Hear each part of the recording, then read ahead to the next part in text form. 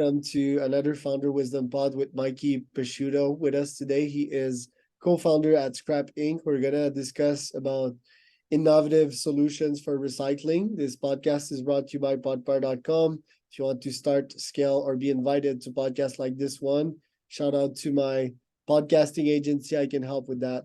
Mikey, welcome to the pod. Can you tell us a bit more about yourself and about Scrap? Sure. Thanks for having me, Charles. So just a little bit about me. I've grown up in the greater Boston area. I used to work in aerospace and defense as an engineer in manufacturing. And then I decided that wasn't exactly what I want to do with the rest of my life. So I switched it up. Luckily, I had a sustainability dual degree with engineering. So I decided to pursue something along the more of the fields of sustainability. And then I kind of stumbled into solid waste from there. And how that happened was I co-founded Scrap because we all had the burning question of, can I recycle this or not? So basically, we realized, oh, maybe you can, maybe you can't, and that's why we really made Scrap the way it is today. So that's kind of just a little bit about me. So you and I pre-pod, we were talking about recycling being a problem that is personal, I guess, but I still can't wrap my head around what is complicated because in my opinion, it's all about UX, right? So me, for example, sometimes I don't want to recycle because it's too much of a headache. For example, that biodegradable little bag that we have in the kitchen, I don't want to get my hands dirty.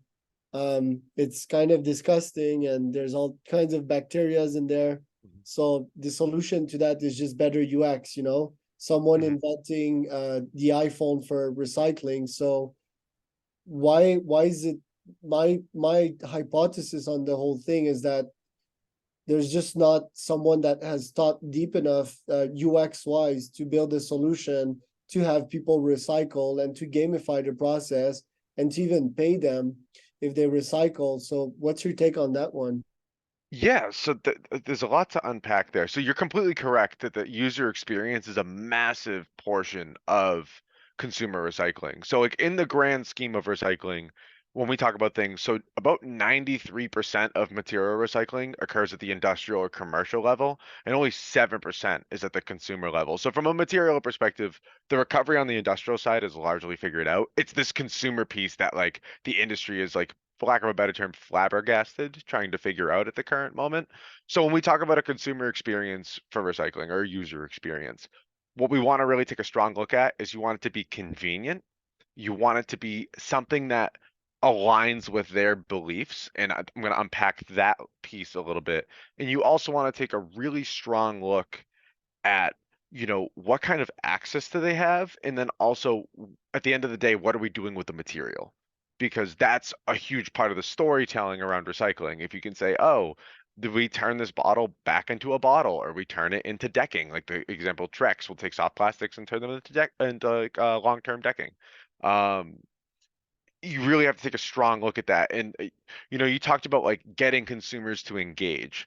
So in one aspect you said was money. I actually do specifically a presentation around consumer engagement and recycling. And the main things people crave around recycling is they want transparency, they want clarity, and they want to know, what is this and what do I do with it? And then lastly, they want to feel good about what they're doing and they want to see positive outcomes happen and results. And that's where specifically the results part is where the industry's really been struggling to deliver because you see pictures all the time of trash guys when they pick up their trash in the recycling, they just dump them in the same truck. And that's super disheartening to the consumer. And the reason sometimes that does happen, sometimes you could have a hauler who's being bad and just dumping things in the wrong bin. But you also could have the situation where if you're putting the wrong items in the recycle bin all the time, they can't turn that into a commodity. Like imagine if you had salt, like gold flakes for recycling, and somebody's mixing in copper or like aluminum in there, you're not going to make jewelry out of that. So material consistency is a huge point where consumers have like struggled a little bit. It's not the only problem, but when a hauler sees contamination repeatedly over and over again, they might put that whole route on like contamination watch. And basically, if the hauler sees or the trash guy sees the wrong items in the bin, they're just going to throw it in with the trash, not to damage any recycling equipment on the line. And then you brought up a really interesting piece of money, but on money as well. I'm happy to touch on that too. But if that was a lot, I just like unpacked really quickly. So if you want to touch on any of those first. Right. And then my brain is like, why would the consumer, because consumers are lazy, right? They had a long day. They don't want to think or scan stuff. They just want to throw shit in the garbage really quickly. Um, why not have it all sorted out by the plant, and not even the guy that is picking up the trash, but all goes into one truck and all goes into one plant, and then there's a bot that do the auto classification through machine vision. What do you think about that? And if there's zero effort from the consumer end, there would be $0 in their pockets. If there are efforts from their end, then I would give them money. What do you think about these two things? Sure. So if you're talking about robotic sorting at the material recycling facility, at the processing facility, that absolutely does exist. I think WM just spent in partnership with like AMP and a few other like large players in AI and robotics about $50 million on one facility to do exactly that. The problem is that packaging materials are incredibly complex. You know, what you might see as a cardboard box, like a good example is labels. Labels, there's over 120 different configurations of the labels you see on a package, from paper to polypropylene to bidirectional oriented polypropylene. And it's very, very diverse to the point where this isn't a problem that you can just like machine sort your way out. There's other facets as well. Because waste, when we talk about it from a sustainability perspective, it's the ultimate externality that basically every single industry, it is the things they did not account for that end up in the waste stream, essentially. It's the afterthought. So when you have such a broad scope of what you're receiving, that even challenges the limits of AI and robotics to really accommodate for that. Like if they might not see a battery on the line. If somebody puts a battery in a recycling bin, and when lithium comes into contact with water, it explodes. And that burns down facilities. So there's even an element of the robotics can do a large portion of it, and they're doing a very good job in a single stream, single sort environment. But there needs to be other things. There's no silver bullet to solve solid waste. And so you mentioned consumer engagement through paying people through like deposit return schemes is what we call it in the industry. That's a really interesting piece because when you analyze the behavior, we did a study on 1,000 participants and we said we can either pay you to recycle or we'll donate the money to charity. And 96% of people said donate the money to charity. So money isn't the best motivator because we've had that 5 cent deposit in the United States or sometimes even 10 cents for years. But when you actually reflect that 5 cents that was passed in 1971 to now, it should be about 38 cents. So unless you're paying somebody 38 cents per aluminum can or per glass bottle, that's only materials valuable enough to justify that, you're not going to see those engagement rates. And now you impose this behavioral change where somebody's going, is this worth my time? And we're in a time right now where inflation's through the roof. Two bags of groceries is like $110. And where is that money really even enough at this point to change the behavior? So you need to almost look at it from a perspective of charity or good outcomes where people don't immediately go to, oh, is it worth a quarter of my time? Because California has 10 cents and was one of the first states for 10 cents, and they have the lowest deposit redemption rate of any other state because the cost of living is so high. Or give that money to the children's if they can be in charge of it. That would be a good idea if it's a Hmm. family. Um, Sometimes also it's not necessarily the number, it's just gamifying, you know. There's some people that just saving 17 cents makes them tick. And then when you add up everything, it's just like a game that they're playing. It's a real life game. But you know way more than I do in that field. Tell me a bit more about scrap and what you guys do and why do you think your solution is the right one, or at least is what you're testing to fix the problem. Yeah, absolutely. So like basically what we do at Scrap is We provide product specific and location specific recycling guidance and data in real time. And so we've actually commercialized this in a few different ways. The mobile app is like our main flagship thing, and that's free of charge. Anybody can download it and you can scan the retail barcode, the same one you use when you scan a checkout with our app, and it will tell you if you can recycle the item or not based on its packaging, its contents, and obviously your location. And that's the main core USP. We took this and then we converted it into what we call our separation stations, which are basically scrap with on an iPad, and we actually catalog the data that is scanned by that in a corporate office settings so they can track their waste, so they can hit zero waste or low waste goals for ESG reporting. And that's really one of the main avenues that we've been like commercializing and pursuing business in. We can take that same exact offering, do it in schools, universities, and whatnot. And the main premise of what we do is if you have a question about recycling your item or you have a question about how much waste are we producing, we pretty much have the answer. We're a data company that is very hyper focused on recycling and solid waste, and that's pretty much what we do. Sometimes I just wondered, like, even just putting something in the compost bin is challenging for me. So scanning a barcode, and then if I get an error, I think I'd like instantly wear off that, wouldn't be better to have a bin that can automatically detect what it is? I just throw it in one garbage and then it automatically separates it for me. Wouldn't that be Hmm. better? Yeah, so there's pros and cons. So it all depends on your budget. So there's companies out there like Clean Robotics, Oscar, that do that high profile things. But when you're spending, when you look at solid waste as a whole and you're spending, anywhere from three to five to $6,000 per unit on those bins, because when you have a robotic arm, you have optical sensing, you also have to run power to it, there's maintenance, there's, troubleshooting. And those solutions are fantastic at what they do, but not everybody can spend 6,000 or $3,000 on a mechanical waste bin. So when you look at like how waste flows move, that's not a solution for everybody. That's sure that is convenient, but it's not something that will solve every problem. The best way to solve it is just to educate people and give them the tools that they need to be able to do the job. I agree that I think finding out if something's compostable or not, there's no real easy way. We're at a point right now where the packaging industry is very divergent in what they're coming up with all these different solutions because the solutions we have right now don't solve all of our problems. And I think we're going to have this big divergence. And then as infrastructure catches up, things are going to converge around, okay, these are the common materials that we use. We're just kind of in the wild, wild west of recycling at the moment.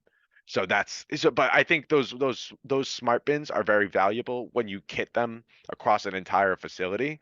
But the second that that bin is no longer doing it for you, that consumer education drops to when now, because it's not done for them, they don't know how to do it, kind of thing. It's like how we learned how to do math on paper before using a calculator. If you don't have the calculator, you can at least remember, oh yeah, this means this.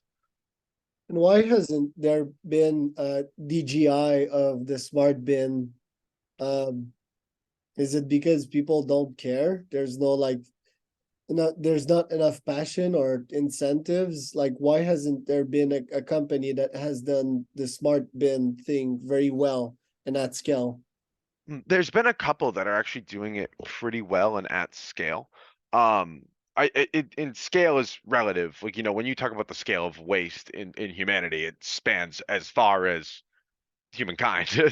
But, there are some companies that have like a very, very good product that does it. It's just, it's not that people don't care. Just when from a facilities perspective, solid waste bins, like just normal ones that don't have robotic sorting are between 150 and $250 a piece. So when you kitted out an entire hospital with trash bins like that, or recycle bins, trash bins, everything, and then somebody comes up to you and says, I have a solution for you. Take all those perfectly good bins you just bought, throw them out, and put mine in. It's a huge like conflict now where facilities goes, I just spent all this money on perfectly good trash bins and now I have to replace them with a Lamborghini of a bin, even though that Lamborghini is awesome. If you already have a Toyota Camry sitting in the driveway, you're not going to exactly throw it out just to get from A to B a bit more expensive. So they have their benefits and they are very good. It's just when you're at the end of the day, we're dealing, as you said before, icky, gross trash that nobody wants in their hand. So the perception is I'm not going to spend hundreds of thousands of dollars on kitting an entire building. I know, I think Seattle Airport did kit their whole building with their whole facility with things like that.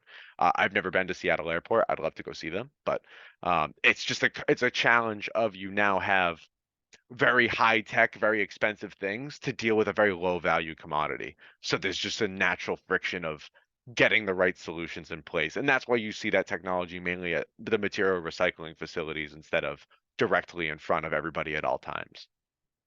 What's the impact of not recycling? Is it as bad as a problem as cars polluting and companies polluting? What's the comparison to these other schemes that are not helping the planet Earth stay clean?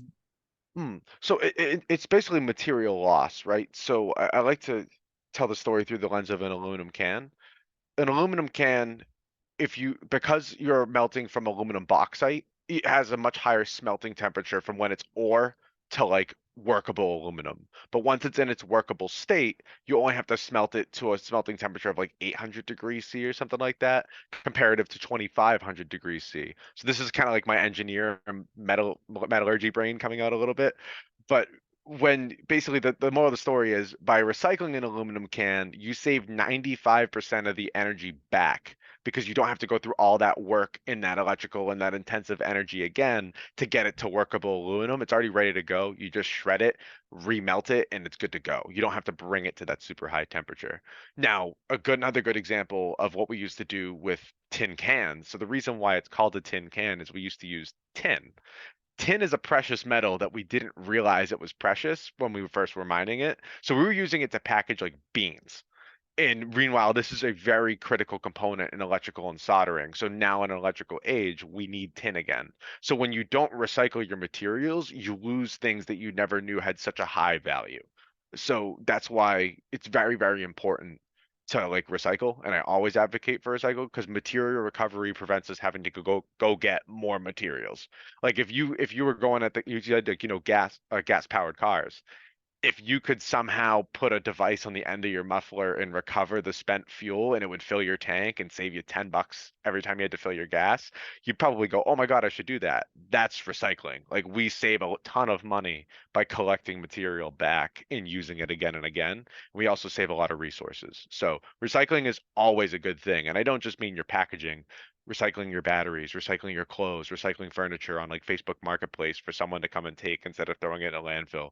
Those are all different avenues of recycling that are very good things because it lowers the demand of new material having to be mined and brought in. And why did you decided to go in that field in the first place? Do you consider yourself a social startup? I also read on your LinkedIn some conscious capitalism stuff, which I Hmm. also adhere to. So tell us about that side of things. Yeah, I mean, so I got into this business completely by accident, to be quite honest. I didn't really have a plan. Basically, I was in college. I just got back from my internship. I was doing cables at 112 that can transmit data, 112 gigabytes per second, and I was making machines to automate that process. That was my old job. And I was like, yeah, I mean, that was great. And it's like, very mentally stimulating, but it wasn't like, it didn't ignite like my passion. So I was like, why don't we I want to do something different. And then we had an idea competition at school. And that idea that we entered for the competition was the premature form of scrap. And then I started doing more research on packaging science, packaging design, and I really fell in love with the field because every decision a designer makes impacts the solid waste industry. So I think, when we talk about, conscious capitalism, recycling, everything, we told people for 40 to 50 years that don't be a trash guy, go to college and get a degree. Meanwhile, the guy who drives the truck probably is making more than the superintendent of the local school. So they make very good money, and it's a very respectable job secure field because it doesn't matter if we're in a recession, if we're in an economic boom, there's always trash or waste or recycling that needs to be hauled, moved, processed. So it's a very stable field.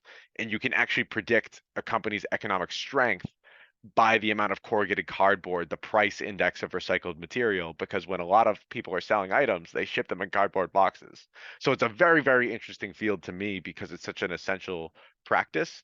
And it's like the Wild West because we've never digitized. Everybody who got a college education just went to, Goldman Sachs or, go sought these like white collar jobs. So we're just getting to like Excel is now accepted in the solid waste industry, and now they're starting to use AI. It's a completely new emerging field with an aging population that there's a lot of room for innovation. So if somebody's looking to learn something new, I fully recommend solid waste and recycling because it's again a super diverse field ranging from packaging to landfill management. It's a very cool field.